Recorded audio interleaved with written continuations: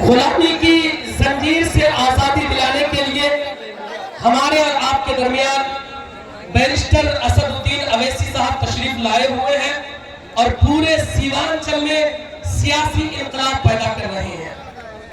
आपको उनका साथ चाहिए, उनको आपका साथ चाहिए, तब आप अपनी लड़ाई लड़ सकते हैं।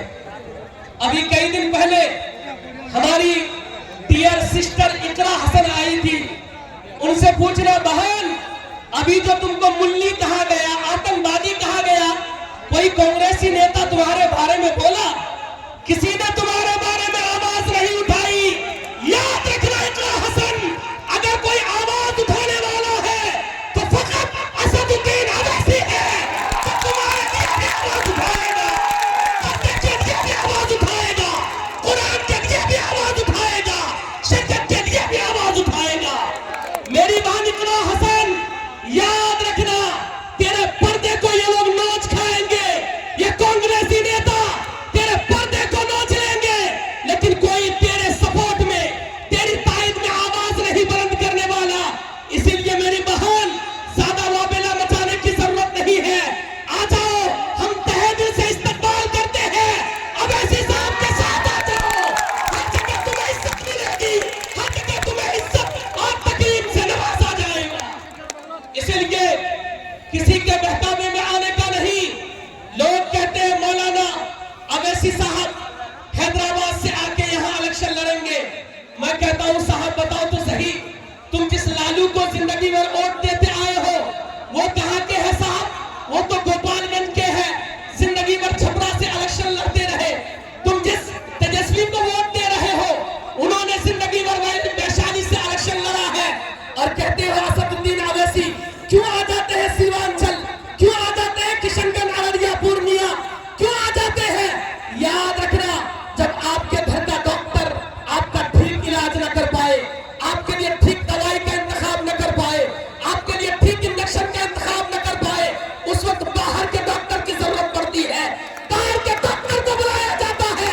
इसलिए अवैसी साहब मैदान अमल में आए हैं और लोगों को बता रहे हैं, बिहार वालों तुम्हें लोगों ने बहुत लूटा है, लोगों ने तुमसे दगाबाजी की है, लोगों ने गद्दारी की है।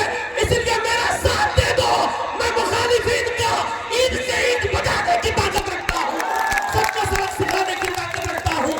इसलिए साहिबों, असदुद्दीन अवैसी की पार्टी को मजबूत करो, उनके दस्तों बाजू को मजबूत करो, बगैर किसी लालच और तमाके। ये उलमा की जमात, ये दानिश्वरों की जमात, ये सियासतदानों की जमात हमारे अवैसी साहब के साथ है, बगैर किसी लालच के, क्योंकि अवैसी साहब क़यादत की बात करते हैं, अवैसी साहब सच्ची सियादत की बात करते हैं, वो सियासत की बात करते हैं। इसलिए जरूरी है, अगर आप हक की लड़ाई लड़ना चाहते हैं तो अवैसी साहब के दस्तों बाजू को मजबूत करें और अपने यहाँ के कैंडिडेट, वो ठाकुरगंज विधानसभा के कैंडिडेट जनाबे भाई गुलाम हसनैन को आप भारी वोटों से इनको कामयाब बनाए। इंशाअल्लाह ताला हर जगह आपके लिए सहूलियतें मैसर आएंगी। मैं पूछना चाहता हूँ, अवैसी साहब ने हकीकत में सबकी नींदें उड़ा के रख दी है साहब।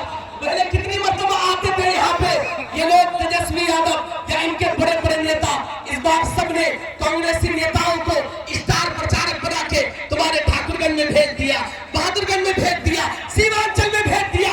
यानी अवैसी साहब ने सबकी नींदें हराम कर रखी है। कल तक जिस जो सऊद आलम सौ के जीत जाता था, आज उनकी नींदें हराम है। ये किसने किया है? ये अपना शेर असदुद्दीन अवैसी ने किया है। यकीन जाने, उनका साथ दीजिए, मुखालिफिन की नींदें हराम हो जाएगी।